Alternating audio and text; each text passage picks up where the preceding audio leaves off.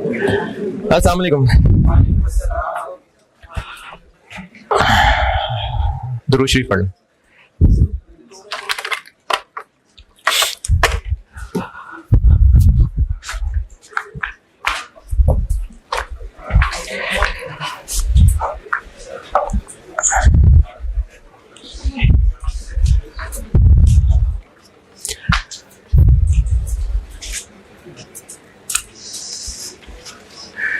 मैं कल वाली क्लास करा के ना प्रोसेस की, और नहीं, ये ऑनलाइन वालों से बात करो, आपके इतनी रेलेवेंट नहीं है, ये ऑनलाइन वालों से बात करो। मैं इसकी 2-3 क्लासेस रेगुलर कराने के बाद इसको मैं बीच में ही लेक्चर नंबर फिट कर दूंगा। जैसे अगर आप लोग FR1 पढ़ रहे हैं तो मैंने वो IS40 वालों को लेक्चर नंबर बीच में फिट कर दिए थे, तो ये मैं उनको फिर लेक्चर नंबर प्रोसेस के बीच में फिट कर दूंगा। अच्छा, हम लोग कॉस्ट एंड मैनेजमेंट अकाउंटिंग पढ़ रहे हैं। क्या फर्क है फाइनेंशियल अकाउंटिंग और फाइनेंशियल अकाउंटिंग दुनिया वालों के लिए है और उसके लिए जो गाइडेंस अवेलेबल है वो IAS है, और कॉस्ट एंड मैनेजमेंट अकाउंटिंग वो बुजुर्गों की नसीहतें हैं जो हम अपने लिए इस्तेमाल करते हैं। लेकिन अपने लिए भी कर रहे हैं तो कुछ डेबिट क्रेडिट तो कर ही रहे होंगे, और ऐसा नहीं है कि कॉस्ट एंड मैनेजमेंट अकाउंटिंग के लिए जो एंट्रीज हो रही हैं वो फाइनेंशियल अकाउंटिंग के लिए नहीं हो सकती। यानी कुछ कॉमन भी होगा इनके अंदर, कुछ अकाउंटिंग है जो दोनों के लिए कॉमन होगी। तो फैक्ट्री से रिलेटेड अकाउंटिंग एंट्रीज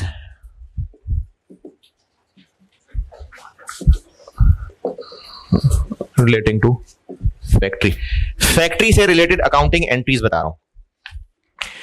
और ये जो अभी मैं इस वक्त बात बताने लगा हूं, ये मैं चैप्टर 5, चैप्टर 6, चैप्टर 7 तीनों के लिए कुछ कॉमन बता रहा हूं। बाद में फिर मैं चैप्टर 6, 7 की हेडिंग देकर इसको रिलेट करूंगा। अभी मैं बस सिर्फ कॉमन चीज बता रहा हूं। ये मैं इस वक्त जो भी चीजें पढ़ाने लगा हूं, ये इस वक्त हम लोग कॉमन पढ़ रहे हैं फॉर चैप्टर 5, 6 और 7। बस कुछ कॉमन चीज पढ़ा रहा हूं जो इन तीनों चैप्टर्स में इस्तेमाल करूंगा।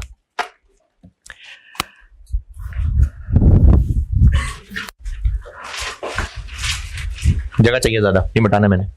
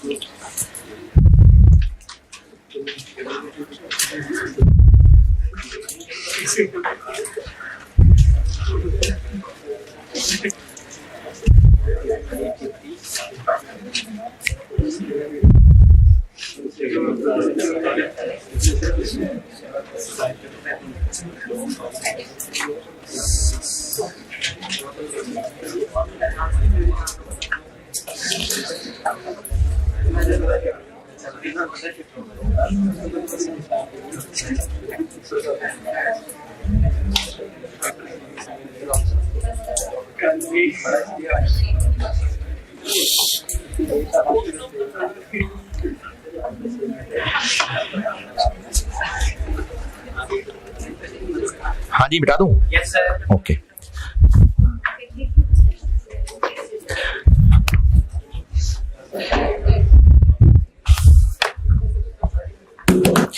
ये मैं पहले पूरा बना दूं, उसके बाद इसको जरूर नोट कर लेना। अभी पहले मैं पूरा बना लूं। रॉ मटेरियल का स्टोर। इस रॉ मटेरियल के स्टोर में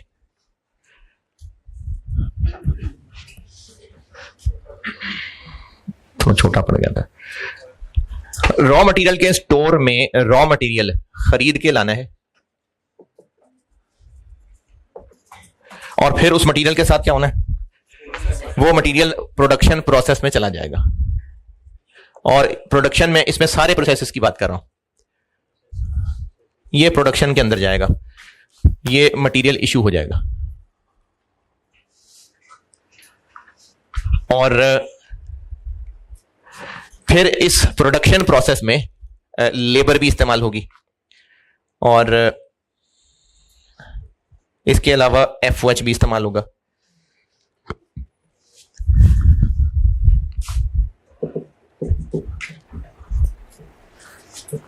और फिर प्रोडक्शन प्रोसेस से चीजें बनके फिनिश गुड्स बन जाएंगी, और कोई फिनिश गुड स्टोर होगा। यहां से चीजें बनके यहां पहुंचेंगी, और यहां से आगे सेल हो जाएंगे। ये प्रोडक्शन का रॉ मटेरियल से लेके फिनिश गुड्स तक का फ्लो है। अब यहां पर मैं अकाउंटिंग को रिलेट, यहां तक कोई इख्तलाफ? एफओएच का मतलब, और इसमें क्या क्या शामिल है? फैक्ट्री के सारे खर्चे सिवाय डायरेक्ट मटेरियल और डायरेक्ट लेबर के, सब इसके अंदर शामिल है। अब यही सारा कुछ मैं अकाउंटिंग के जरिए से बताता हूं। ये सारा खर्चों का फ्लो है, यानी रॉ मटेरियल खरीदना और फिर उसका प्रोडक्शन को इश्यू होना, प्रोडक्शन के लिए लेबर का काम करना, एफओएच सारे खर्चे प्रोडक्शन में होना, फिर इन सारे खर्चों को लगाने के बाद गुड्स का प्रोड्यूस हो जाना और फिनिश गुड्स स्टोर में आना, फिर वहां से आगे सेल हो जाना। ये सारा कुछ मैं आपको डबल एंट्रीज के जरिए बताता हूं। रॉ मटेरियल स्टोर के अंदर जो मटेरियल आ जा रहा है, अकाउंटिंग की बात करें तो उसके लिए एक रॉ मटेरियल का टी अकाउंट होना चाहिए, इन्वेंट्री है। प्रोडक्शन प्रोसेस में जब तक मटेरियल से फिनिश गुड्स के दरमियान की चीज रहती है उसको कहते हैं वर्क इन प्रोसेस, तो कोई वर्क इन प्रोसेस का अकाउंट होना चाहिए। और जब ये चीजें बन गई तो फिनिश गुड में आ गई, और फिनिश गुड जब तक बिक नहीं जाती तब तक वो हमारी इन्वेंट्री है, तो उसके लिए एक फिनिश गुड का अकाउंट होगा। रॉ मटेरियल में है ये तीनों इन्वेंट्री है, परपेचुअल सिस्टम। तो मैन्युफैक्चरिंग बिजनेस में तीन है। जब मटेरियल खरीदेंगे तो वो स्टोर में फिजिकली तो पहुंचेगा, लेकिन रॉ मटेरियल इन्वेंट्री डेबिट हो जाएगी, यानी मटेरियल का खरीदना रॉ मटेरियल इन्वेंट्री का डेबिट हो जाना है, और जो प्रोडक्शन को इशू होना है वो रॉ मटेरियल हो जाएगा क्रेडिट। लेकिन ये जो रॉ मटेरियल इशू होगा इसको हम अकाउंटिंग के एतबार से दो हिस्सों में बांटेंगे। ये जो प्रोडक्शन को इशू हो रहा होगा ये हो तो डायरेक्ट एंड इनडायरेक्ट दोनों रहे होंगे, लेकिन अकाउंटिंग के एतबार से हम अगर डायरेक्ट मटेरियल इश्यू हो रहा है तो वो तो हम वर्क इन प्रोसेस अकाउंट में ले जाएंगे, लेकिन जो इनडायरेक्ट मटेरियल है हमने एफओएच के लिए एक अकाउंट बनाया होगा, एफओएच कंट्रोल नामी अकाउंट। ये होगा कोई टी अकाउंट। ये जो मटेरियल इश्यू हो रहा होगा इनडायरेक्ट, वो यहां से निकल के इधर आएगा। जो मटेरियल खरीदा रॉ मटेरियल इन्वेंट्री नामी टी अकाउंट में आया, और जब इश्यू किया तो यहां से क्रेडिट। अगर वो डायरेक्ट था तो वर्क इन प्रोसेस में डेबिट, और अगर इनडायरेक्ट था तो एफओएच कंट्रोल नामी है कोई अकाउंट, उसमें डेबिट। रॉ मटेरियल अकाउंट का किस्सा खत्म। फिर लेबर को हैंडल करने के लिए हमने एक लिफाफा अकाउंट बनाया था, एक टेम्परेरी लिफाफा अकाउंट था, वेजेस कंट्रोल अकाउंट।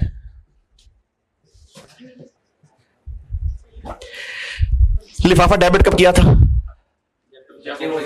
हाँ, ये तो आपने लेक्चर लिए हो तो फिर है, लेबर के लेक्चर लिए होते आज तो ये शर्मिंदगी ना उठानी पड़ती। जब पेरोल को रिकॉर्ड किया था, तो जब रिकॉर्डिंग की थी तो ये लिफाफा अकाउंट डेबिट किया था, और फिर इस लिफाफे को खोल के दो तरह के लेबर थे, डायरेक्ट और इनडायरेक्ट। हैं ये वर्कर्स फैक्ट्री में काम कर रहे, लेकिन इनका चार्ज करना, अगर तो ये डायरेक्ट हैं तो इन डायरेक्ट वालों को हम वर्क इन प्रोसेस में ले जाएंगे अगर डायरेक्ट हैं तो, और अगर इनडायरेक्ट हैं, कर वो फैक्ट्री में काम कर रहे हैं लेकिन उनकी अकाउंटिंग पॉइंट ऑफ व्यू से बता रहा हूं, उन इनडायरेक्ट वर्कर्स को फिलहाल यहां डेबिट करने की बजाय एफओएच कंट्रोल में डेबिट होगा।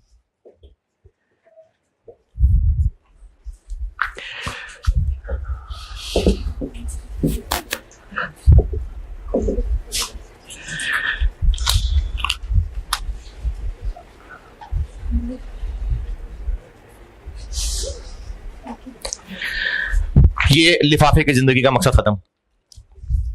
रिकॉर्ड हुआ और यहां से क्रेडिट होके जो डायरेक्ट लेबर था वो इधर डेबिट आ गया, जो इनडायरेक्ट था वो एफएच कंट्रोल में डेबिट आ गया। अभी इस वक्त वर्क इन प्रोसेस में क्या क्या डेबिट आ चुका है? डायरेक्ट मटेरियल और डायरेक्ट लेबर। चूंकि ये तीनों इन्वेंट्री हैं तो रॉ मटेरियल में भी कोई ना कोई शायद बीडीसीडी होगा, वर्क इन प्रोसेस में भी कोई ना कोई बीडीसीडी होगा, और फिनिश गुड्स में भी कोई ना कोई बीडीसीडी होगा। क्योंकि ये इन्वेंट्री है तो कोई ना कोई ओपनिंग क्लोजिंग इन्वेंट्री तो होगी। During the year work in process में अभी दो डेबिट आए हैं, डायरेक्ट मटेरियल जो प्रोडक्शन को इशू हुआ और डायरेक्ट लेबर जो प्रोडक्शन को इशू हुआ। तीसरी क्या चीज रह गई? एफओएच। एफओएच कंट्रोल नामी अकाउंट में अभी इस वक्त क्या क्या डेबिट आ चुका है? इनडायरेक्ट मटेरियल और इनडायरेक्ट लेबर, और इसके अलावा जितने भी ओवरहेड्स हैं, यानी फैक्ट्री के सारे खर्चे वो भी यहां डेबिट आएंगे। इसको मैं कह देता हूं all other actual overheads, FOH control debit और cash credit. Raw material inventory debit, raw material inventory debit, cash या क्रेडिटर क्रेडिट। डायरेक्ट है तो वर्क इन प्रोसेस डेबिट और raw material inventory credit. Raw material क्यों credit? क्योंकि इस store से निकल गया और वर्क इन प्रोसेस में चला गया, इसलिए वर्क इन प्रोसेस डेबिट। और अगर इनडायरेक्ट था तो जहां वो मशीन में रहा है लेकिन टी अकाउंट में वो यहां से निकल के पहले यहां आएगा। ये वेजेस वाला लिफाफा पहले रिकॉर्ड हुआ डेबिट और फिर उसको खोला तो ये क्रेडिट, और जो डायरेक्ट लेबर की कॉस्ट बनती थी वो यहां डेबिट और जो इनडायरेक्ट थी वो यहां डेबिट। और इसके अलावा जो भी इस साल में एक्चुअल एफओएच हैं वो सब यहां डेबिट हो गए। वेजेस कंट्रोल अकाउंट में क्या बैलेंस रह गया? कुछ भी नहीं, ये भी किस्सा खत्म हो गया और रॉ मटेरियल भी हमने बात खत्म कर दी। एफओएच अभी इस वक्त डेबिट साइड पे क्या है? सारे के सारे एक्चुअल एफओएच सारे। अभी इस वक्त वर्क इन प्रोसेस में डायरेक्ट मटेरियल है, डायरेक्ट लेबर है, क्या और आ जाए तो वर्क इन प्रोसेस की कॉस्ट पूरी हो जाए, एफओएच। अभी इस वक्त एफओएच कहां है? इधर, यहां से यहां शिफ्ट करना है। क्या एंट्री करें? एफओएच कंट्रोल क्रेडिट और वर्क इन प्रोसेस। लेकिन हम OAR का कॉन्सेप्ट ही इसलिए बनाए थे कि प्रोडक्ट कॉस्ट स्टेबल रहे। हमने OAR वाले में सीखा था कि प्रोडक्ट की पर यूनिट कॉस्ट निकालते हुए कौन सा ओवरहेड यूज करना है, OAR या एंड पे आके एक्चुअल OAR। मैंने तब वो शुरू में बताया था कि प्रोडक्ट वाइज OAR निकालेंगे ताकि प्रोडक्ट की कॉस्ट निकल सके। तो हमने प्रोडक्ट की कॉस्ट, ये प्रोडक्ट की कॉस्ट है, ये सब खर्चा होगा तो प्रोडक्ट बन के यहां पहुंचेगा। तो प्रोडक्ट कॉस्ट में कौन से ओवरहेड शामिल करने हैं, एक्चुअल या OAR? In other words, actual शामिल करने के अप्लाइड शामिल करने? अप्लाइड। तो वर्क इन प्रोसेस में एफओएच डेबिट जरूर लाने हैं लेकिन एफओएच अप्लाइड वाले। तो एफओएच अप्लाइड कैलकुलेट होंगे, यहां हो जाएंगे डेबिट और एफओएच कंट्रोल हो जाएगा क्रेडिट। ये काम इसलिए किया, अच्छा पहले डेबिट क्रेडिट क्यों किया? क्योंकि एफओएच कंट्रोल में इधर डेबिट साइड पे सारे एफओएच पड़े हुए हैं, इनको यहां से यहां शिफ्ट करना है। तो ये क्रेडिट और ये डेबिट, लेकिन अमाउंट एक्चुअल एफओएच की नहीं रखनी, अप्लाइड एफओएच की रखनी, इसलिए कि प्रोडक्ट कॉस्ट के अंदर एक्चुअल एफओएच इस्तेमाल ना हो, OAR का इंपैक्ट आए। तो इसलिए यहां अप्लाइड डेबिट होने। इस अकाउंट का बैलेंस कोई निकलेगा कि बस खत्म हो गया? निकलेगा। इधर है एक्चुअल, इधर है अप्लाइड, तो दोनों में डिफरेंस होगा। अगर हुआ अंडर अप्लाइड यानी अप्लाइड साइड कम है तो बैलेंसिंग फिगर इस तरफ आएगी, और अगर अप्लाइड ज्यादा हुआ तो बैलेंसिंग फिगर इस साइड पे आएगी। तो इस अकाउंट की जो बैलेंसिंग फिगर होगी ये होगी अंडर या ओवर अप्लाइड। कंपनी की मर्जी कि वो इस डिफरेंस को P&L में ट्रांसफर करना चाहे या कॉस्ट ऑफ सेल में ट्रांसफर करना चाहे, कंपनी की मर्जी। तो इस डिफरेंस को वो एडजस्ट कर देंगे, कंपनी की मर्जी, P&L या फिर कॉस्ट ऑफ सेल। सवाल में अगर ये एंट्रीज का सवाल हुआ तो उम्मीद है इन दोनों में से कुछ ना कुछ कहा होगा, नहीं कहा तो बाय डिफॉल्ट आप ये रख सकते हैं, बाय डिफॉल्ट इसको रख सकते हैं। ये दोबारा बताता हूं। रॉ मटेरियल देखें, पहले मैंने जो नीला नीला बनाया था सब वो फिजिकल मूवमेंट थी कि रॉ मटेरियल स्टोर में मटेरियल खरीद के लाएंगे, वो मटेरियल इशू करके प्रोडक्शन में जाएगा, प्रोडक्शन में उसके अलावा लेबर और एफओएच भी इस्तेमाल होंगे, फिर वो सब कंप्लीट करके प्रोडक्ट को यहां तक पहुंचाएंगे। अब मैं इसी चीज को टी अकाउंट के जरिए चला रहा हूं। मटेरियल खरीद के स्टोर में लाना, रॉ मटेरियल इन्वेंट्री का अकाउंट इस्तेमाल हो रहा है, फिर यहां से निकाल देना, ये क्रेडिट हो रहा है।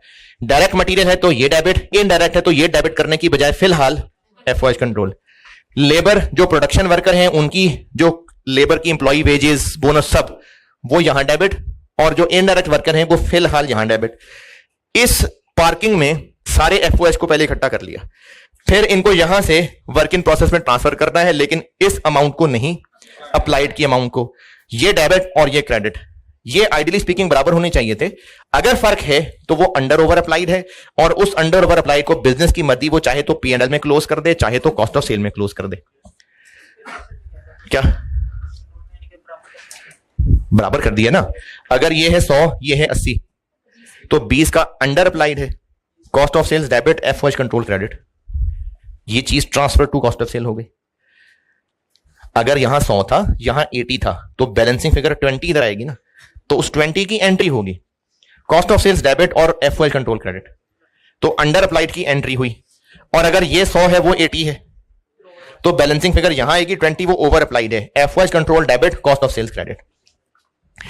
एफओएच कंट्रोल का अकाउंट भी क्लोज हो गया, वेजेस कंट्रोल भी क्लोज है, और रॉ मटेरियल भी हमने किस्सा खत्म कर दिया। वर्क इन प्रोसेस में अभी इस वक्त क्या क्या आ चुका हुआ है, जो सारा फॉर द मंथ खर्चा था वो सब direct material, direct labour, FOH, यानी प्रोडक्शन का सारा खर्चा इधर आ चुका हुआ है। और जो भी यूनिट्स इस साल में कंप्लीट हुए ये उन पे आया हुआ खर्चा है। अब उनको कंप्लीट होकर यहां से निकालना है work in process credit, finish goods debit. और किस अमाउंट से, अगर प्रोसेस कॉस्टिंग की जबान में बात करूं तो कॉस्ट ऑफ कंप्लीटेड यूनिट्स, और अगर पुरानी इन्वेंट्री वैल्यूएशन की बात करूं तो कॉस्ट ऑफ गुड्स मैन्युफैक्चर्ड। ये वही चीज है जो प्रोसेस कॉस्टिंग में हम उसको कॉस्ट ऑफ कंप्लीटेड यूनिट्स कहा करते हैं। ये वाली फिगर यहां से निकल के इधर चली जाएगी, फिनिश गुड्स इन्वेंट्री डेबिट और वर्क इन प्रोसेस क्रेडिट। तो वर्क इन प्रोसेस के अकाउंट में ये 6 चीजें होंगी, opening work in process, closing work in process, और अगर आप प्रोसेस कॉस्टिंग ही के सेंस में देखेंगे तो ये ओपनिंग वर्क इन प्रोसेस की जो कॉस्ट गिवन होती थी फॉर द मंथ, मजीद खर्चा, direct material cost, conversion cost, और ये वो है जो हम कॉस्ट ऑफ कंप्लीटेड यूनिट्स निकालते हैं, और ये cost of closing work in process. ये चीजें यहां से निकल के यहां पहुंची, finish goods inventory debit, work in process credit. और अब जब ये बिक जाएंगी तो सेल्स की एंट्री और कॉस्ट ऑफ सेल्स डेबिट और फिनिश गुड्स इन्वेंट्री क्रेडिट, ये सारा कॉस्ट और अकाउंटिंग का फ्लो है प्रोडक्शन से रिलेटेड। अब यही सारी चीजें मैं आपको डबल एंट्रीज की शक्ल में दिखाता हूं। अभी मैंने एंट्रीज जबानी बोली हैं, दिखाए टी अकाउंट है, और मेन चीजें बताई हैं, वरना अगर परचेज रिटर्न है तो फिर एंट्री रिवर्स हो जाएगी। मैंने मेन चीजें बताई हैं और फिर आपको मैं एंट्रीज दिखा देता हूं, और ये उनके टी अकाउंट का सारा फ्लो बताया है। अब आप इसको नोट कर लें, तस्वीरें खींचते रहेंगे तो फिर कहां नोट करेंगे दोबारा जाके। अगर नोट करना है आखिरकार तो अभी कर लें, नहीं सुस्ती है अभी तो खैर है, तस्वीरें खींचें और आगे चलते हैं। नहीं करना नोट तो ठीक है, पिक्चर ले लें।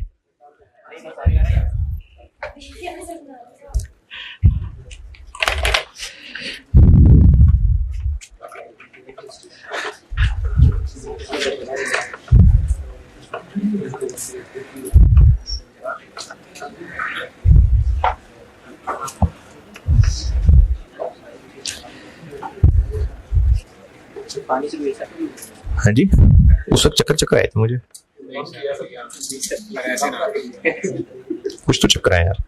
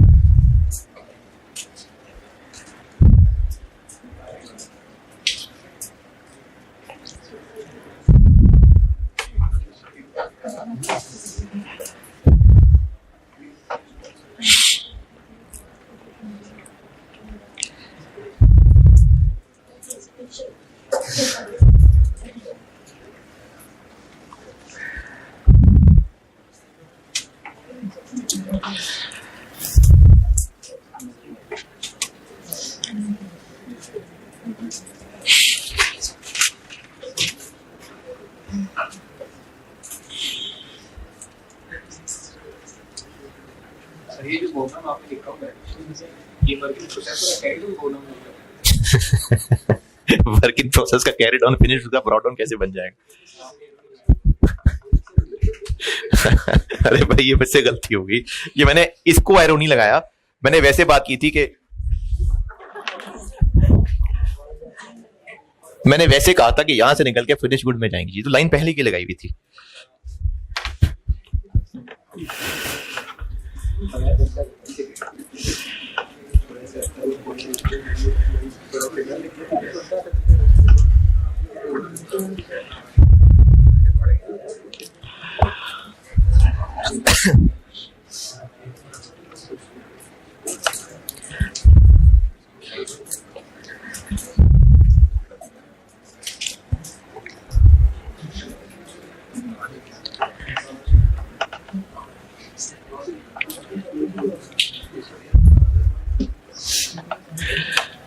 बड़ी देर लगा दी यार।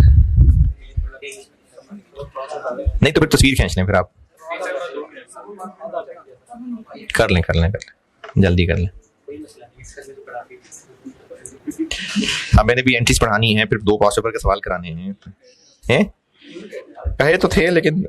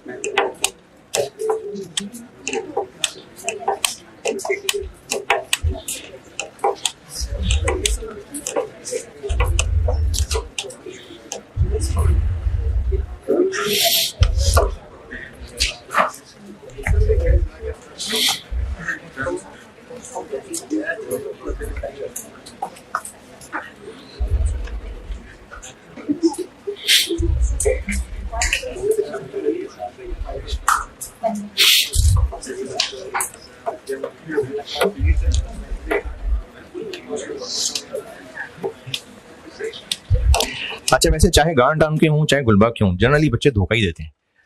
पहले मैंने FR1 में ना यहाँ गया, वहां को GT लेके गया कि GT में बहुत बच्चे हैं, आना चाहते हैं, और वो 2 क्लासेस बाद पता लग गया कितने को आना चाहते हैं। फिर आज मैंने सुबह GT वालों को कहा कि भी गुलबर्ग के बहुत बच्चे हैं, वो यहाँ तो होंगे ही होंगे, फिर वहां बुलाऊंगा तो वहां भी आएंगे, जगह कम पड़ जाएगी, इसलिए गार्ड टाउन में, इसलिए यहीं पर आए हैं आप लोग। और ये गार्ड टाउन के बच्चे निकाल दें तो मेरे ख्याल है 40 लोग रह गए GB वाले हैं। मैं एम इतनी इज्जत दे देता हूं कि बताएं कहाँ क्लास करें। आपको तो अम्मी अब्बू को कमरे से बाहर निकाल देते, जाओ बेटा बात कर रही हैं, बड़े बात कर रहे हैं। मैं आपसे मशवरे कर रहा होता हूँ कि GT में कर लेंगे, GB कर लें, हैं? करना चाहिए।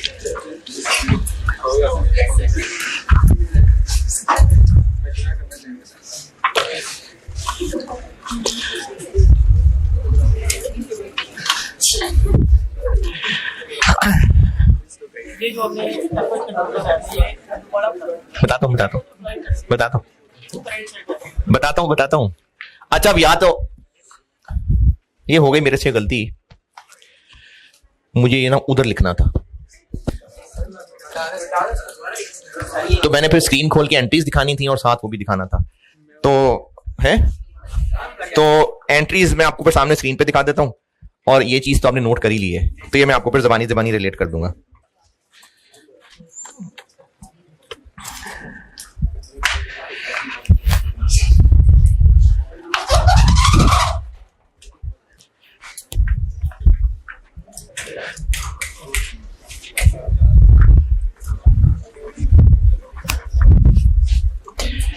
ये एंट्रीज हैं कहाँ? ये मैंने एक चैप्टर 5 बनाया हुआ है, चैप्टर 5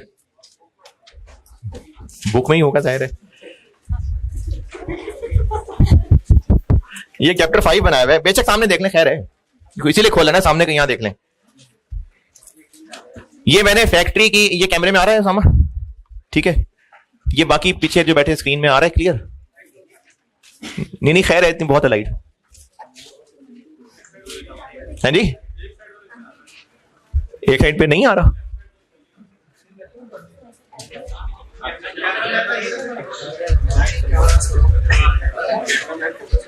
किधर नहीं, क्या मसला है? देखना यार उसामा, क्या मसला है? नहीं क्या मसला है फिर बताओ।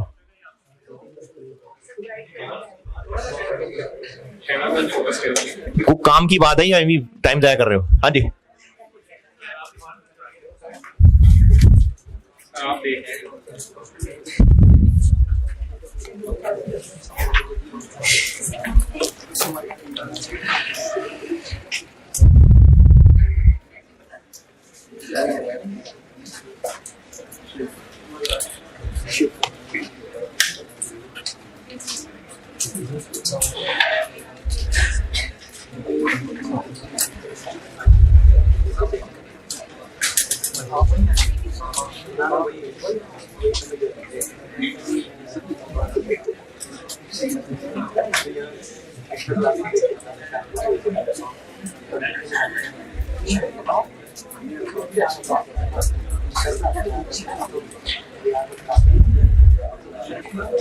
हाँ जी, ओके ठीक। अच्छा देखें, आपको जो भी सारा फ्लो बना के दिखाया था, रॉ मटेरियल वाला देखें तो रॉ मटेरियल खरीद रहे हैं तो रॉ मटेरियल इन्वेंटरी डेबिट और कैश या पेबल क्रेडिट, ये वो हो गया। और अगर खरीदा हुआ वापस कर दिया तो यही रिवर्स हो गया। फिर जब raw material issue to production कर रहे हैं तो डायरेक्ट है तो ये डेबिट है, इनडायरेक्ट है तो ये डेबिट है, और रॉ मटेरियल इन्वेंटरी क्रेडिट है। और शाम को फैक्ट्री बंद करने लगे तो वो वहां से वापस रॉ मटेरियल स्टोर में भेज दिया, कुछ जो इस्तेमाल होने से रह गया था, रिवर्स। ठीक है, यही वाला रिवर्स हो गया। इन पहली 4 एंट्रीज में कोई एतराज तकलीफ? पांचवा, स्टोर में कुछ मटेरियल था जो खराब हो गया। अगर उसका खराब हो जाना, ये मैंने आपको इन्वेंटरी चैप्टर में पढ़ाया हुआ है, इन्वेंटरी चैप्टर में ये एंट्री करके दिखाई हुई है। अगर रॉ मटेरियल का जो स्टोर है उसमें कुछ रॉ मटेरियल हो गया खराब, तो वो रॉ मटेरियल इन्वेंटरी क्रेडिट, और अगर उसका खराब होना नॉर्मल था और अगर एब नॉर्मल था तो पीएनएल। ये मैंने आपको इन्वेंटरी वैल्यूएशन वाले चैप्टर में ये वाली एंट्री बताई हुई है। ये मटेरियल से रिलेटेड यही 3-4 काम हो सकते हैं।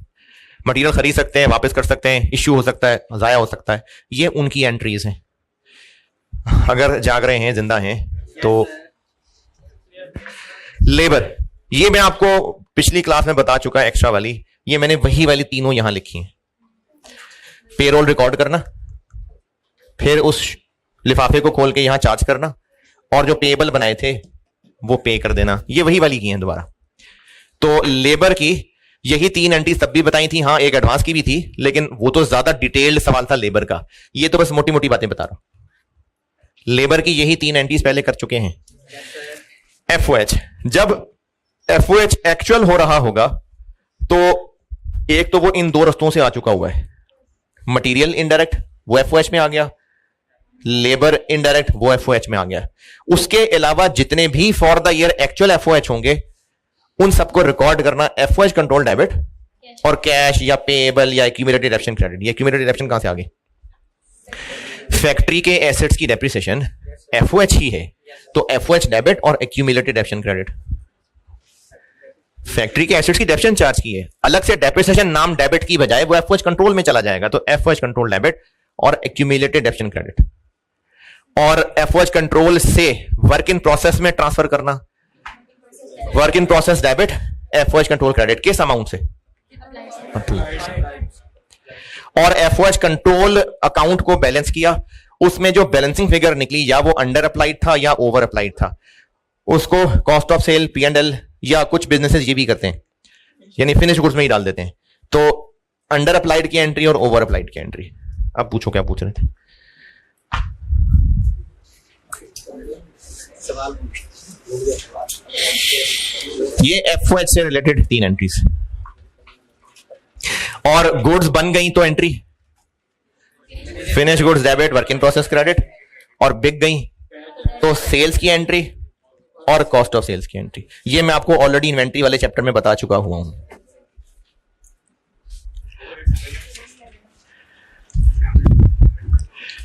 ऐसे डेप्रिसिएशन फैक्ट्री की एसेट्स की एफओएच है ना, तो उसकी एंट्री करनी है। एफआर 1 में एंट्री सीखी है depreciation debit accumulated deduction credit. तो यहां पर हम उसको डेप्रिसिएशन के नाम की बजाय एफओएच कंट्रोल का नाम दे रहे हैं। फैक्ट्री के सारे खर्चे एफओएच है ना, डायरेक्ट मटेरियल इनडायरेक्ट मटेरियल के अलावा, इनडायरेक्ट मटेरियल इनडायरेक्ट लेबर, क्या बोले जा रहा हूं मैं, डायरेक्ट मटेरियल डायरेक्ट लेबर के अलावा सारे खर्चे फैक्ट्री के एफओएच हैं। तो उन सब के लिए एफओएच कंट्रोल का नाम इस्तेमाल किया है। तो फैक्ट्री एसेट की डेप्रिसिएशन, फैक्ट्री एसेट्स की डेप्रिसिएशन भी एफओएच है ना, तो वो एफओएच डेबिट और एक्यूमुलेटेड डिडक्शन क्रेडिट। क्या जी, क्या ज्यादा हो रहा है क्या कम हो रहा है? डेप्रिसिएशन की एंट्री क्या होती है? डेप्शन डेबिट, और तो ये वही एंट्री की है। डेप्रिसिएशन डेबिट की जगह एफओएच कंट्रोल डेबिट कर दिया और एक्यूमुलेटेड डिडक्शन क्रेडिट। एंट्रीज बस डन। नहीं नहीं अभी है ये पीआरसी में पड़ी नहीं, इंट्रोडक्शन टू बिजनेस में पड़ी नहीं सारी। तो टाइम जाया कि मैंने आपका है कॉस्ट की फीस पे पीआरसी पढ़ा दिया आपको। ये एंट्री सब डन।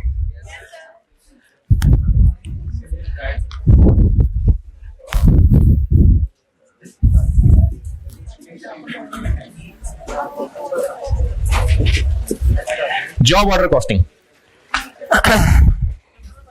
है नहीं, शुरू ही नहीं किया अभी, पहले चैप्टर 6 शुरू कर रहा हूं। Job order costing, job order costing ये है कि बिजनेस कस्टमर के ऑर्डर पे मुख्तलिफ प्रोडक्ट बनाया करता है। फॉर एग्जाम्पल फर्नीचर है, तो जो जो कस्टमर का ऑर्डर होगा उसके मुताबिक वो प्रोडक्ट बनाएगा। एंड रिजल्ट एक ही जैसा, same size same quantity same होगा सारे कस्टमर्स के लिए। तो ये चूंकि वेरी करेगा ऑर्डर टू ऑर्डर, या इसको जॉब भी कह सकते हैं, जॉब टू जॉब। यहां पर जॉब से मुराद नौकरी नहीं है, यहां पर मुराद है कस्टमर से मिला हुआ ऑर्डर। तो उसको बिजनेस कोई एक नंबर अलॉट करेगा। जैसे अगर कभी कोई ऑनलाइन ऑर्डर प्लेस किया हो ना, तो उसको रजिस्टर करके तो उसका एक नंबर रेफरेंस होगा। तो बिजनेसेस अगर कस्टमर्स के बिहाफ पे नहीं, कस्टमर्स के ऑर्डर्स के मुताबिक, उन्हीं की डिमांड के मुताबिक प्रोडक्ट्स बना रहे होते हैं, तो वो अकाउंटिंग तो सारी यही फॉलो करते हैं। बस सिर्फ और सिर्फ फर्क ये होगा कि चूंकि हर ऑर्डर एक डिफरेंट नस्ल का हो सकता है, तो वो हर ऑर्डर के लिए separate work in process account बनाते हैं। यानी वो बिजनेस जो जॉब ऑर्डर कॉस्टिंग फॉलो करता है, इसका मतलब है कि वो हर कस्टमर को एक ही तरह का प्रोडक्ट बेच रहा है, तो फिर उसकी एक स्टैंडर्ड प्रोडक्ट कॉस्ट नहीं हो सकती। हर जॉब के लिए उसको देखना पड़ेगा कि जो कस्टमर को बनाकर दे रहा था फलानी जॉब पे, वो मुझे कितने की कॉस्ट की है। हर जॉब के लिए ये चीज अलग अलग कैलकुलेट करना जॉब ऑर्डर कॉस्टिंग है। हर कस्टमर के लिए ऑर्डर डिफरेंट है, प्रोडक्ट एक है ही नहीं, डिफरेंट डिजाइन के प्रोडक्ट हैं। तो वो बिजनेस अपने प्रोडक्ट की कॉस्ट सारे कस्टमर्स के लिए एक नहीं रख सकता, क्योंकि डिफरेंट डिजाइन के प्रोडक्ट्स हैं। तो वो अपने प्रोडक्ट की कॉस्ट हर कस्टमर ऑर्डर के लिए अलग अलग कर रहा होगा ना, है ना। यानी वो अपने हर जॉब के लिए डिफरेंट प्रोडक्ट बना रहा होगा, उसकी डिफरेंट कॉस्ट निकाल रहा होगा। तो इसलिए इसको जॉब ऑर्डर कॉस्टिंग कहते हैं। करने में ये प्रोसेस कॉस्टिंग जैसा ही है, करने में ये यही डबल एंट्रीज पढ़ाई हैं यही हैं, सिर्फ फर्क ये है कि हर जॉब के लिए अलग वर्क इन प्रोसेस। और ये चैप्टर हो गया।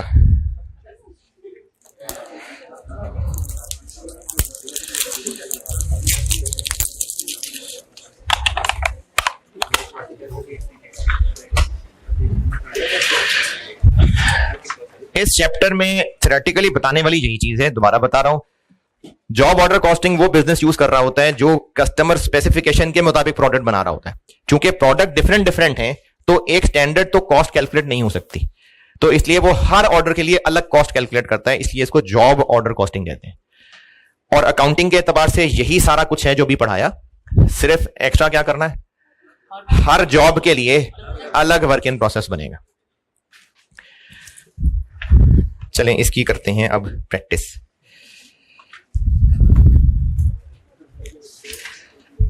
तो आप चैप्टर 6 में आए।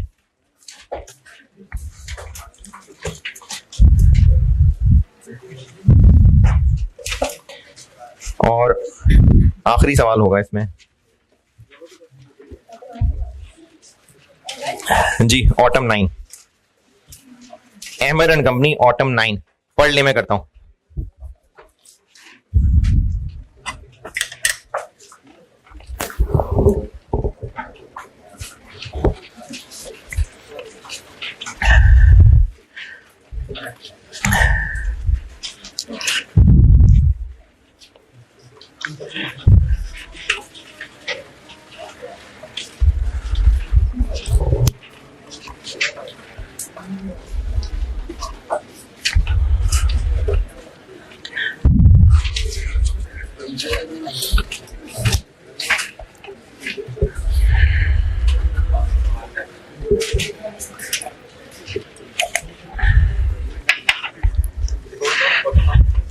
जी, ऑटम 9 अहमद एंड कंपनी पढ़ ले, मैं करता हूं।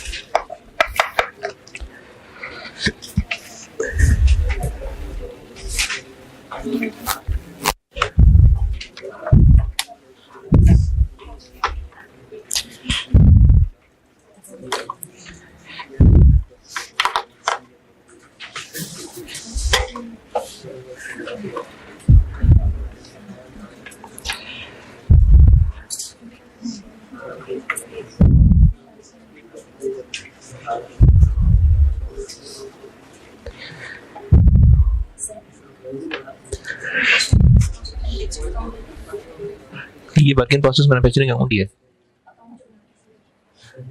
ये work in process account manufacturing account ही है।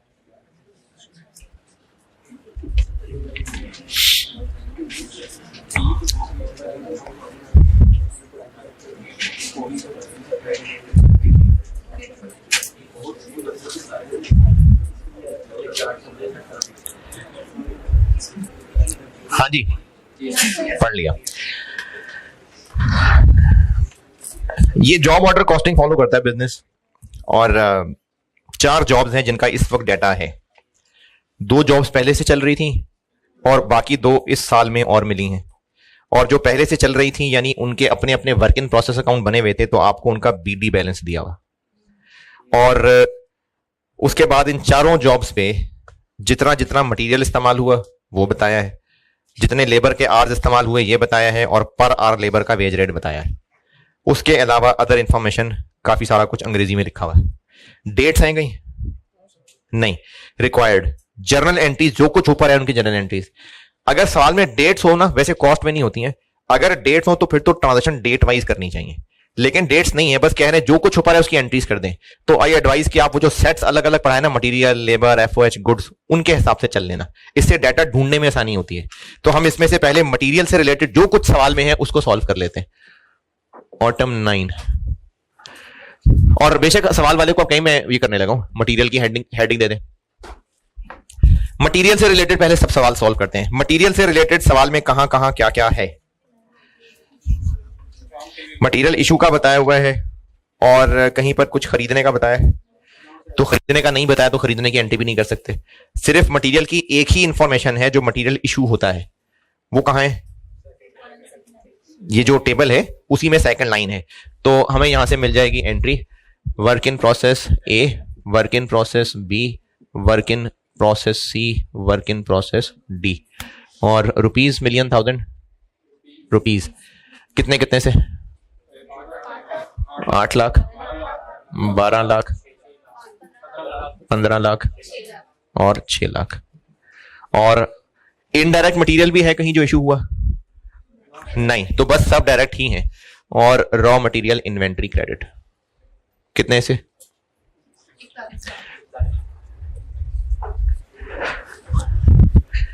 सवाल में मटेरियल से रिलेटेड बस यही कुछ था।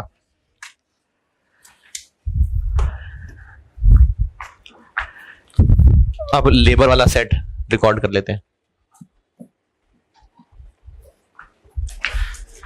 और हाँ, नरेशन लिखनी चाहिए, आपको भी फायदा होगा। Material issued, material issued.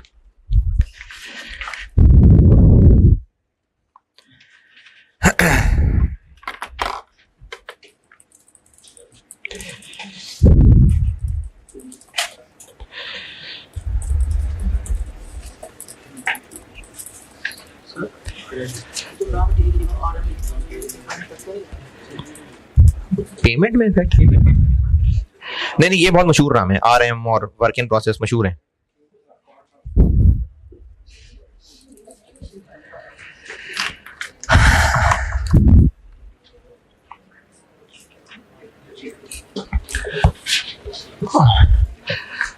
हाँ जी, लेबर से रिलेटेड क्या क्या पता है आपको?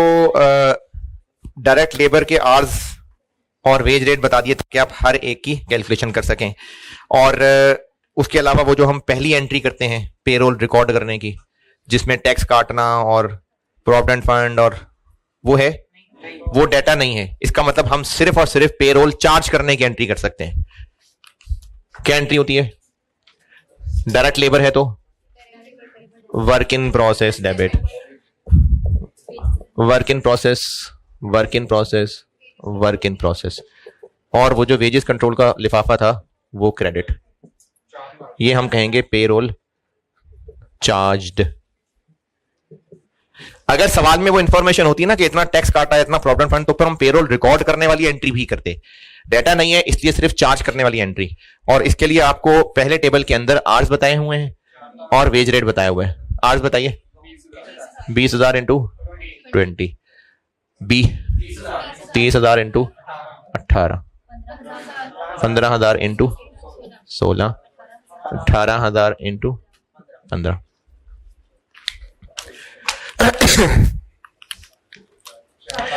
4 लाख, 5 40, 2 40, 2 70 और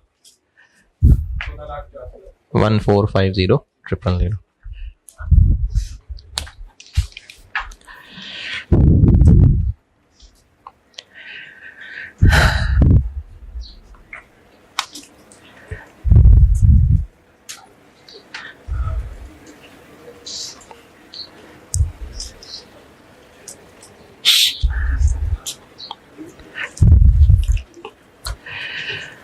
लेबर से रिलेटेड और कुछ भी नहीं। FOH वाला सेट,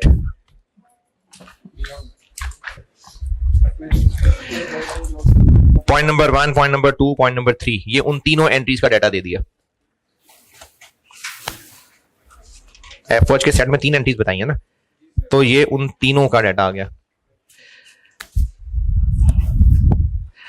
अच्छा, मैं आपको एंट्रीज में ना डायरेक्टली FOH कंट्रोल ही यूज करा रहा हूं, वरना इसका एक और रास्ता भी है कि पहले FOH अप्लाइड नाम का एक अलग अकाउंट बनाएं, फिर उसको दोबारा से बाद में ट्रांसफर करें। वो भी सही है, लेकिन ये नेट एक ही अकाउंट बहुत है, तो FOH वाला सेट बना रहा हूं। एक्चुअल FOH रिकॉर्ड करना है। Point number 1, FOH control debit. Point 2, sorry, क्या कर रहा हूं मैं? पॉइंट नंबर 2 की एंट्री करना चाह रहा हूं मैं। एक्चुअल फैक्ट्री ओवरहेड्स बताए मैं, तो FOH कंट्रोल डेबिट। और आपको यहां पर ये तो बताया नहीं कि इसके अंदर क्या क्या है, तो कैश काफी है। कितना? 9 लाख। ये हो गए एक्चुअल FOH। और मजीद सेफ चलना हो तो कैश / एक्यूमुलेटेड डेप्रिसिएशन। और FOH की एंट्री अप्लाइड वाली एंट्री होती है work in process debit.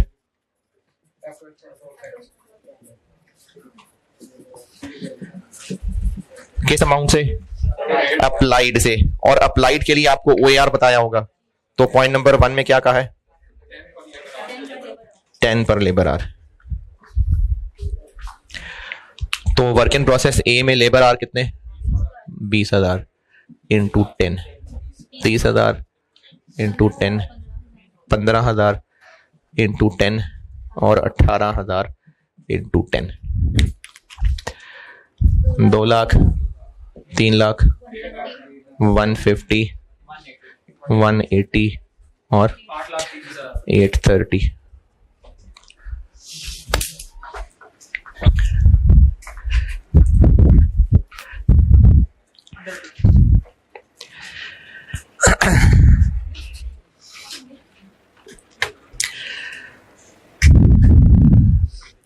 Actual और अप्लाइड को कंपेयर करके पता चल रहा है कि अप्लाइड कम है, तो 70,000 हो गया अंडर अप्लाइड, और उसके लिए उन्होंने कहा है कि ये आप चार्ज कर दें P&L को।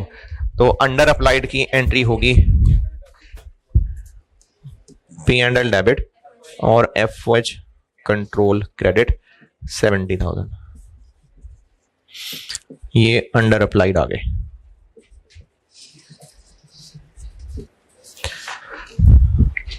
ये FOH वाला सेट हो गया।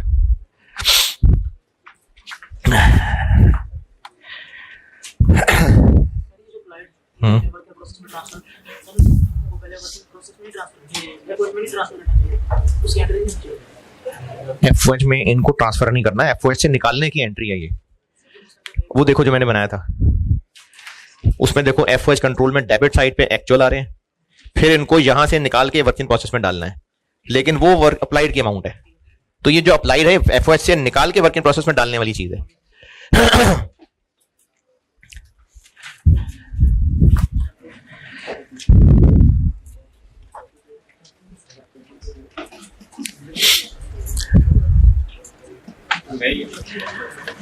हाँ जी, FOH डन। उसके बाद गुड्स पे आ जाते हैं। पॉइंट नंबर 4, जॉब ए हो गई कंप्लीट, और कंप्लीट हो गई यानी वर्क इन प्रोसेस से निकाल के फिनिश गुड्स बन गई, and all goods were ship to customer, मतलब सेल भी हो गई।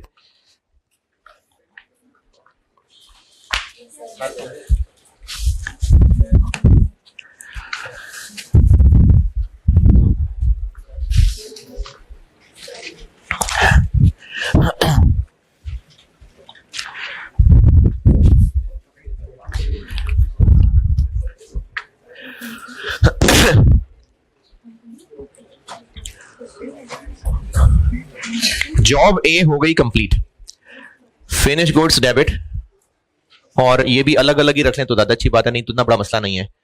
फिनिश गुड्स ए डेबिट और work in process a credit. कितने से? कैसे? हाँ बिल्कुल, वर्क इन प्रोसेस ए में अब तक जो कुछ था वो कंप्लीट हो गई ना। तो अब तक क्या था? एक तो BD था, और उसके अलावा हमने इस महीने में मजीद डेबिट किया है। तो वो टोटल जो वर्क इन प्रोसेस पे ए में खर्चा आया था वो सब कंप्लीट हो गई। तो सारी वर्क इन प्रोसेस से निकल के फिनिश गुड्स में आ गई। जॉब ए कंप्लीटेड, और ब्रैकेट में करना है, ब्रैकेट में दिखा दें। वर्किंग 1 करनी है, वर्किंग कर दें। BD कितना है, और उस पर फिर मटेरियल लगा 4 लाख, 8 लाख, और लेबर लगा 4 लाख, और FOH लगा 2 लाख।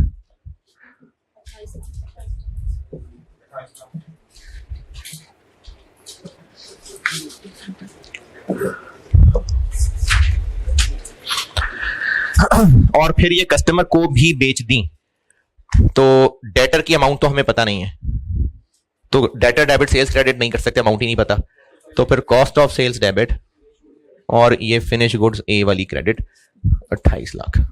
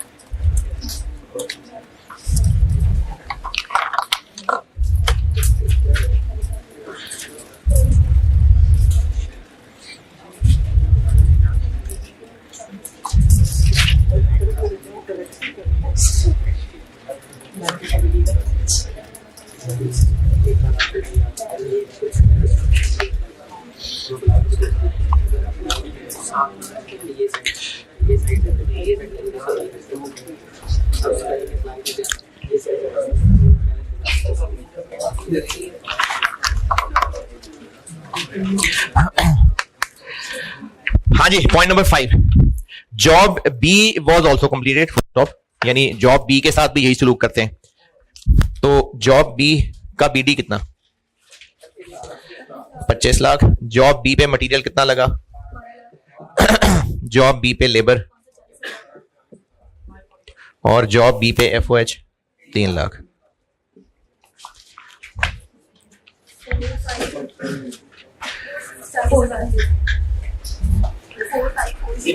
Four five 40,000। ये पॉइंट नंबर 5 का पहला सेंटेंस है कि जॉब बी कंप्लीट हो गई, लेकिन इनमें से 10% रिजेक्ट हो गए और उनको कस्टमर सी को सोचा इसको पकड़ा देंगे वो, तो वो जॉब सी में ट्रांसफर कर दिए। तो कस्टमर जॉब सी वाला ठीक है मान ही लेगा, देखेंगे ठीक करके देंगे आफ्टर सर्टेन एडजस्टमेंट्स। प्रोडक्ट जो जॉब बी था वो बन गया और इंस्पेक्शन हुई होगी तो कस्टमर को देने लगे होंगे तो इंस्पेक्शन हुई होगी नहीं भाई, 10% रिजेक्ट हो गए तो बाकी किधर गए? बाकी पे दे दिए होंगे ना।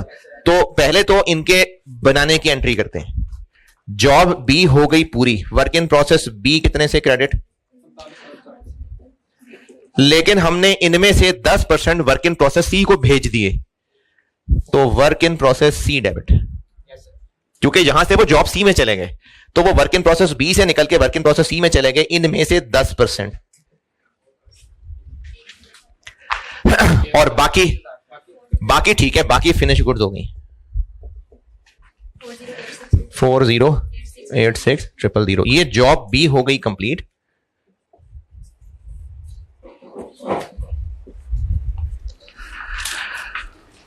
और रिजेक्ट हुए तो बाकी फिर एक्सेप्ट हो गए, तो एक्सेप्ट होके किधर चले गए? तो इसके बाद cost of sales debit, finish goods B credit 408600। ये हमने कस्टमर को चीजें भेज दी। ये हो गया जी ऑटम 9। जॉब बी पे टोटल इतना खर्चा आ चुका, कंप्लीट हो गई तो वर्क इन प्रोसेस बी हो गया क्रेडिट। इनमें से 10% हमने कस्टमर को देने की बजाय वर्क इन प्रोसेस सी में ट्रांसफर कर दी, तो इसका 10% वर्क इन प्रोसेस सी में चला गया और बाकी 90% एक्सेप्ट हो गई ना, तो उनको फिर फिनिश गुड्स कह दिया और ये कस्टमर को दे दी। हैं जी ब्रेक? अरे बहुत टाइम है नमाज में भी, एक सवाल ऐसे ऐसे करेंगे और छुट्टी बस। जिन्होंने होमवर्क करना है वो चले जाए, जिन्होंने यहां करना है वो यहां कर लें। नहीं 10 मिनट बाद कहाँ आना है, अभी ये 10 मिनट में सवाल पढ़ आते हैं। देखें बेचने की एंट्री होगी ना, कस्टमर को दे दी तो बिक गई, अमाउंट नहीं पता, सेल्स वाली एंट्री की अमाउंट नहीं पता।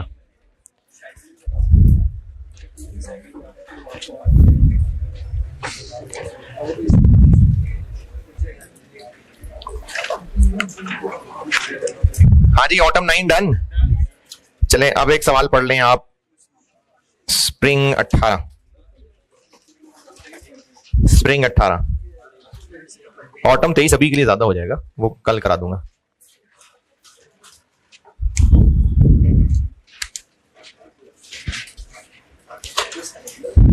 स्प्रिंग 18 हैं जी। यार इतने नमाजी परहेजी कहां से आ गए इस मतलब के?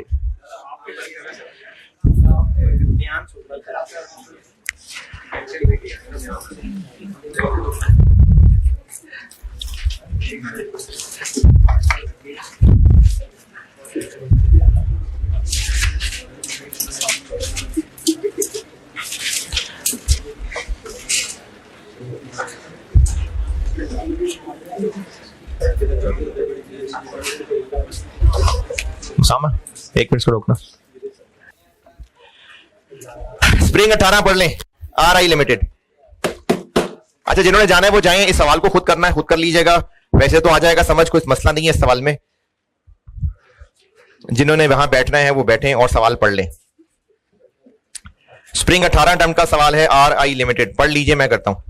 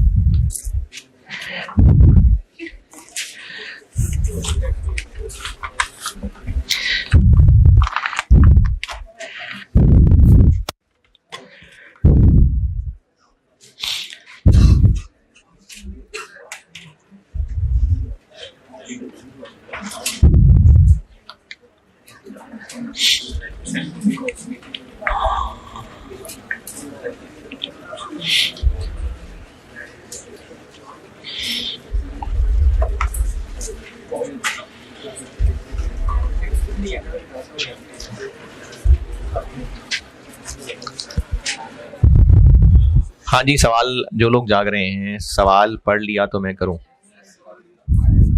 जो मरने वाले हो जाएं वो उठ के चले जाएं, कॉस्ट पे बात ना आए। मरना तो बाहर जाके मरे, ऐसी ये ना हो कि जी कॉस्ट पढ़ते पढ़ते बेचारा। हाँ है, डिपेंड करता है नियत पे, तो नियत पे डिपेंड करता है।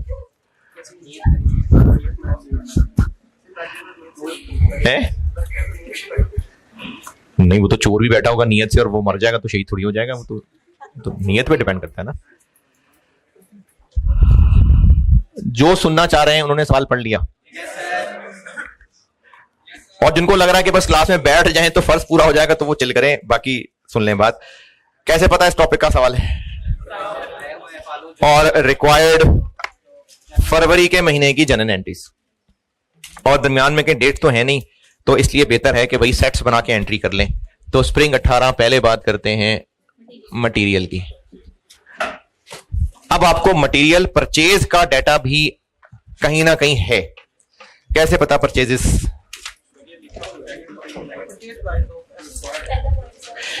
पहले पॉइंट में हमें यह पता चल रहा है कि ये 2 जॉब्स हैं जिन पे काम शुरू हुआ, और पॉइंट 2 में लिखा हुआ है कि इस जॉब के लिए इतने इतने किलो चाहिए होता है। इतना किलो परचेज करना होता है कि यूज करना होता है? यूज करना होता है। तो यहां से यूजेज निकल सकती है। और पॉइंट नंबर 3, रॉ मटेरियल का क्लोजिंग ओपनिंग है। ये किस लिए दिया है?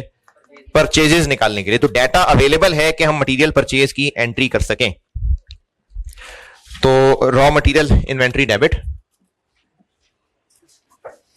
और कैश दे दिया या अभी देना है या कुछ नहीं पता, तो बस cash slash payable debit.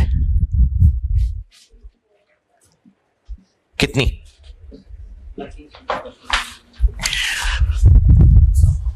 Material इस्तेमाल कितना हुआ? पहली जॉब क्या है? F01। कितने यूनिट्स? और एक यूनिट के लिए कितने किलो? 24 किलो।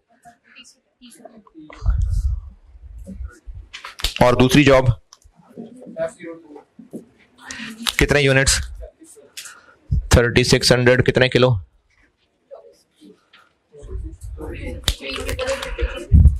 जी 3,888,000। चले फिर थाउजेंड्स कर लेते हैं।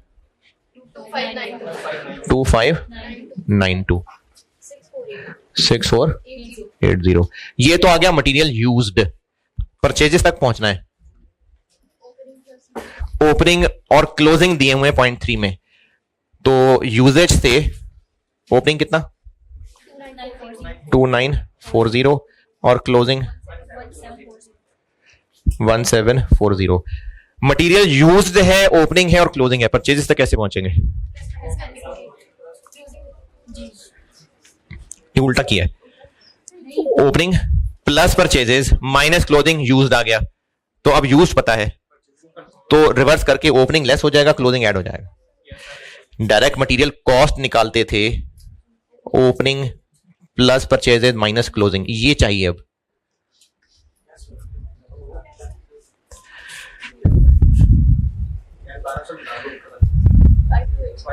फाइव टू, ये परचेजेस आ गई। ये डायरेक्ट मटेरियल कॉस्ट से परचेजेस निकाली है। 5280।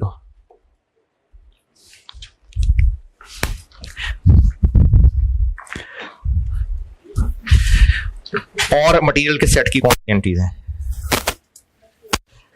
बस परचेज करना था भाई, यूज भी तो करना है। तो work in process F01, work in process F02।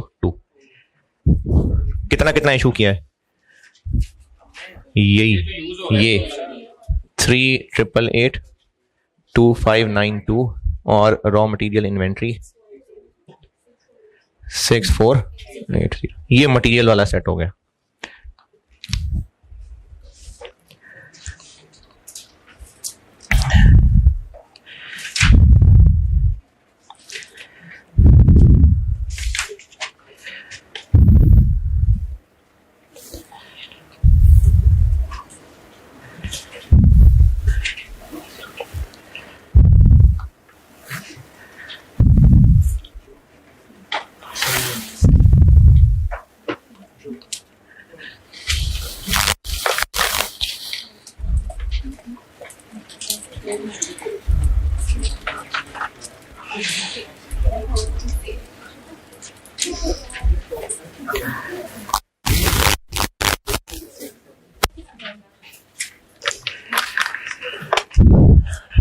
Material done.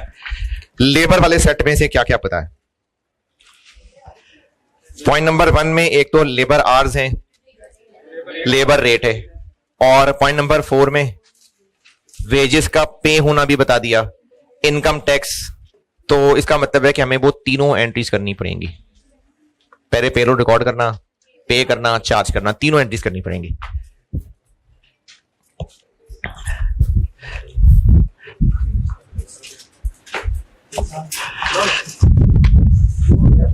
बहुत जाना पड़ेगा यार मुझे उधर।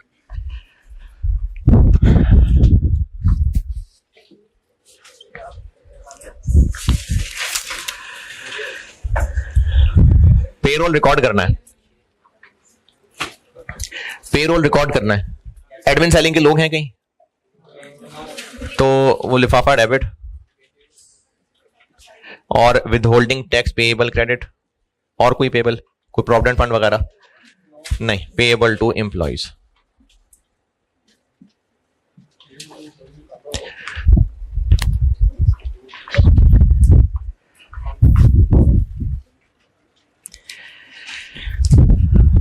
जी विद होल्डिंग टैक्स तो उन्होंने बता दिया 500 है, और ये टोटल डेबिट करने के लिए हम पहले कर लेते हैं दूसरी entry. Work in process F01, work in process F02, ये जो लिफाफा खोल के डेबिट करना है, पहले ये निकाल लेंगे तो क्या होगा, ये टोटल आ जाएगा, वो यहां लिख देंगे। वर्क इन प्रोसेस F01 कितने आवर्स, 27,500 और पर आवर 360, 21,600 इंटू 400,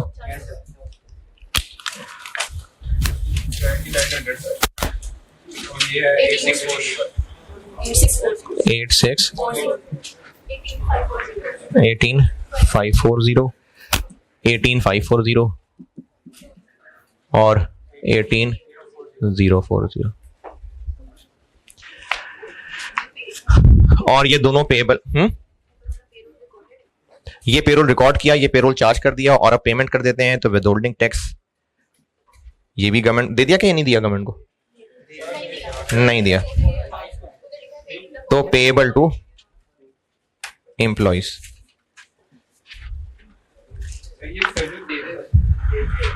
वेजेस फरवरी में दिए हैं, ये टैक्स नहीं दिया अभी,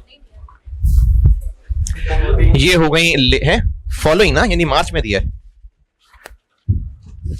ये टैक्स हमने गवर्नमेंट को मार्च में दिया है। इकट्ठी कब,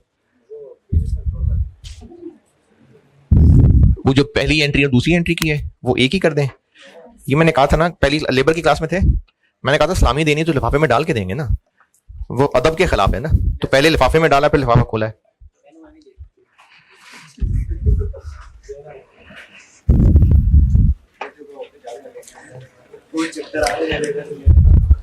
लेबर का set, okay okay okay okay,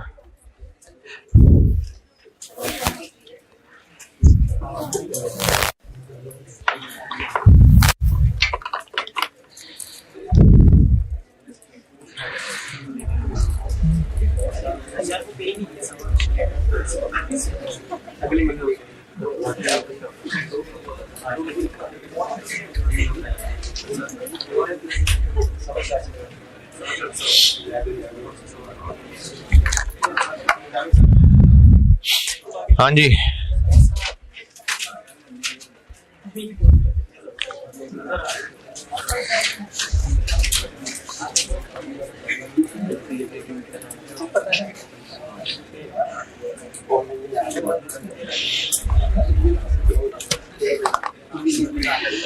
FOH के लिए क्या क्या है भाई,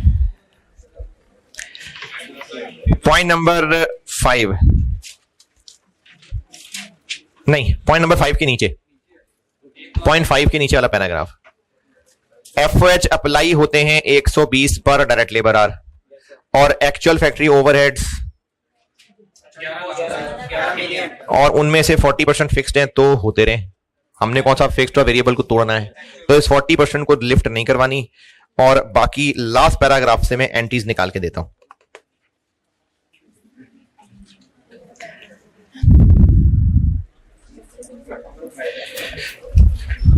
ये मिटा दूं भाई,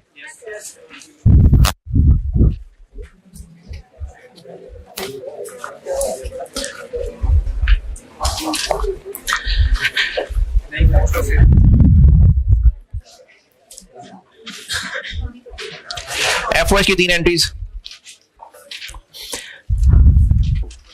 यस सर, क्या यस सर, FOH की 3 एंट्रीज क्या हैं? एक FOH एक्चुअल वाला रिकॉर्ड करना है, एक अप्लाइड वाला है और फिर उसके अंडर ओवर अप्लाइड है। तो एक्चुअल FOH कितने हैं? 11 मिलियन। FOH कंट्रोल कैश या एक्यूमुलेटेड डेप्शन क्रेडिट 11,000। ये हो गया एक्चुअल FOH रिकॉर्ड।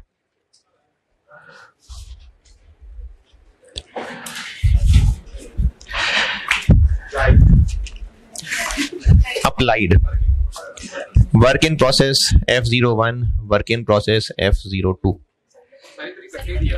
जी बताता हूं, F01 कितने आवर्स लगे एलोकेट करेंगे, पहले टेबल में दिए नहीं हुए। 27500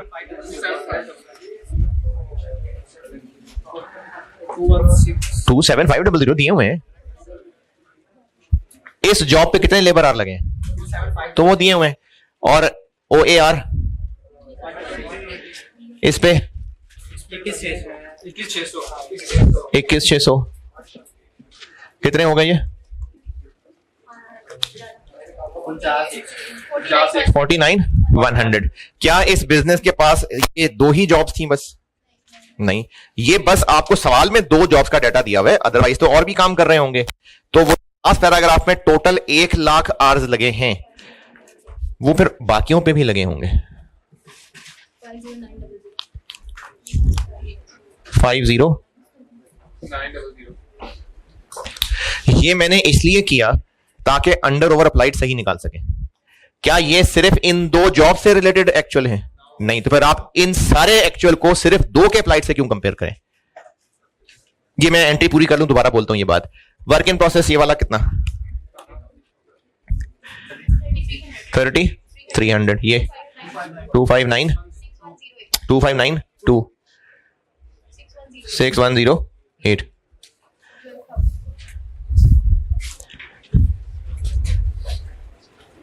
मैं ये कह रहा था कि हमने जब ऊपर सारे के सारे 11 मिलियन रिकॉर्ड कर लिए एक्चुअल, तो इनको हम सिर्फ इन दोनों विचारों से कंपेयर करके थोड़ी अंडर ओवर अप्लाइड निकालते। सारी जॉब के अप्लाइड लिखेंगे तो पता चलेगा अंडर ओवर अप्लाइड कितने। क्या? हाँ, ऐसा हो सकता है कि आप कहें जी कि इसकी एंट्री नहीं पूछी तो आप इस एंट्री में ये ना लिखें, लेकिन अंडर ओवर अप्लाइड निकालते हुए ध्यान से 12 को इससे कंपेयर करें, या फिर एंट्री भी कर दें।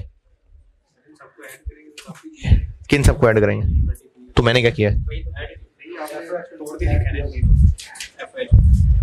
तो डेबिट तो अलग अलग ही करना पड़ेगा ना, हर जॉब में अलग अलग डेबिट करना है ना। ज्यादा हो गई मेरे ख्याल में।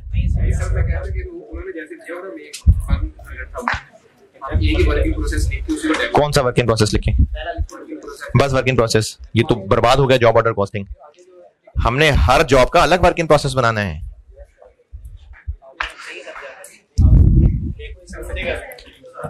अंडर ओवर अप्लाइड है और अंडर ओवर अप्लाइड को डालना है, तो ओवर अप्लाइड की एंट्री FOH कंट्रोल डेबिट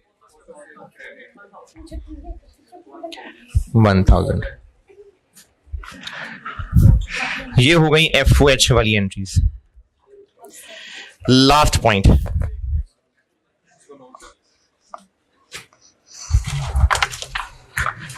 ये मैंने पॉइंट 1 से लेके पॉइंट 4 तक और लास्ट पैराग्राफ पॉइंट 5 छोड़ के सारा कंप्लीट कर दिया है। आप लास्ट पैराग्राफ फिर से पढ़ लें, और ये इन 3 एंट्रीज में कुछ परेशानी है तो बताएं।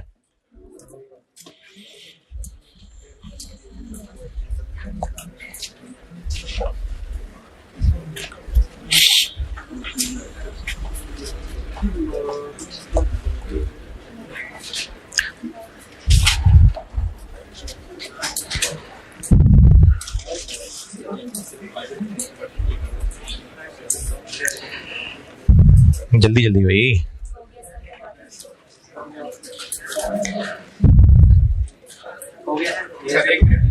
करें करें करें।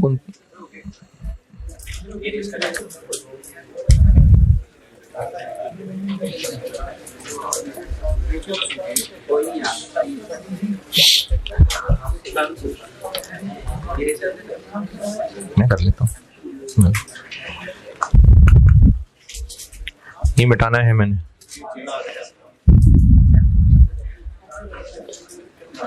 पॉइंट 5, जॉब F01 अभी भी इन प्रोसेस है, तो फिगर है फिर मैं क्या लगे।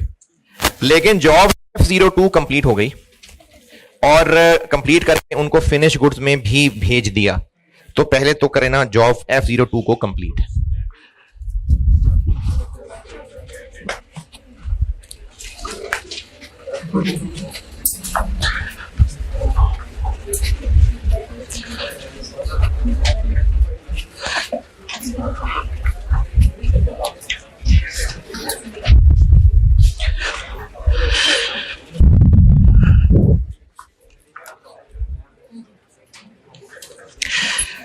जॉब F02 हो गई कंप्लीट, यानी फिनिश गुड्स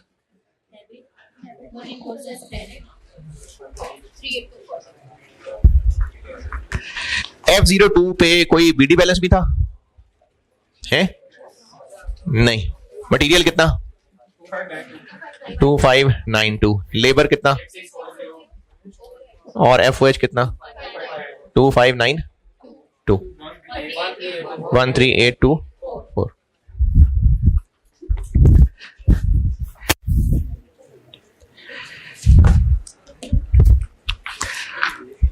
वन 3824।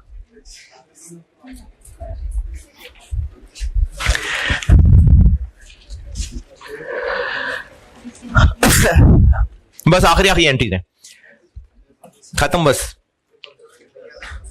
है। ये किस चीज की एंट्री? अच्छा, इसका अभी आपको फायदा बताता हूं। कॉस्ट पर यूनिट बताएं मुझे। 3.8। कितने यूनिट्स हैं? 3.84। सर 3.84 आप ये वाले जीरो बता दें। क्यों मिटाऊं मैं? 384 0। अच्छा, ये क्यों की है कैलकुलेट? पॉइंट नंबर 5 समझा रहा हूं। Inventory valuation. इन्वेंट्री वैल्यूएशन में बताया था कि अगर ईयर एंड पे पड़ी हुई गुड्स हैं और वो हो गई हैं खराब, लेकिन उनको नॉर्मल इन्वेंट्री से नहीं हटा रहे, तो बस सिर्फ एनआरबी राइट डाउन की एंट्री है। लेकिन अगर उसको हम अलग से किसी कमरे में डैमेज इन्वेंट्री के तौर पे रख रहे हैं, तो फिर नॉर्मल इन्वेंट्री से निकाल के डैमेज इन्वेंट्री में डेबिट। ये मैंने बताया हुआ इन्वेंट्री वैल्यूएशन में की हुई बात, बहुत छोटे छोटे होते थे आप लोग तब।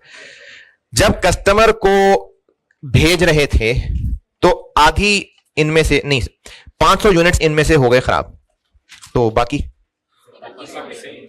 सही सेल हो गए।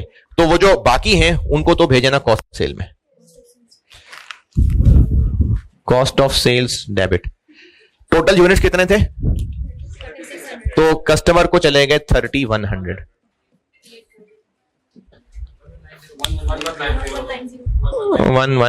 11904। इनको फिनिश गुड से निकाल दिया, ये हो गए सेल। ये 3100 कहां से आए? 500 तो खराब हो गए, तो बाकी फिर कस्टमर को गए, तो बाकी की हो गई सेल की एंट्री। और वो जो 500 रह गए उनको हम एनआरबी पे रख लेते हैं। अगर आप इनको नॉर्मल स्टॉक में ही रहने दें और सिर्फ एनआरबी राइट डाउन की एंट्री कर लें, वो भी सही है। और अगर इनको नॉर्मल इन्वेंट्री से निकाल के टूटी फूटी इन्वेंट्री में डाल दें, तो वो भी सही है। डैमेज्ड इन्वेंट्री डेबिट, और ये इसकी नॉर्मल वाली इन्वेंट्री क्रेडिट। नॉर्मल वाले से कितना निकालें? कॉस्ट 5 कॉस्ट, और डैमेज्ड पे कितने में रखें? इनकी एनआरबी जो कि 50% है, और बाकी जो नुकसान हो गया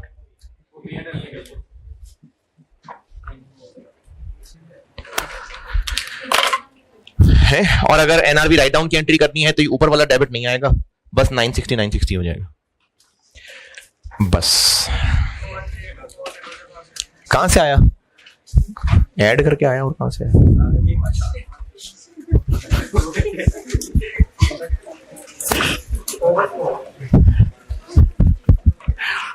हाँ जी,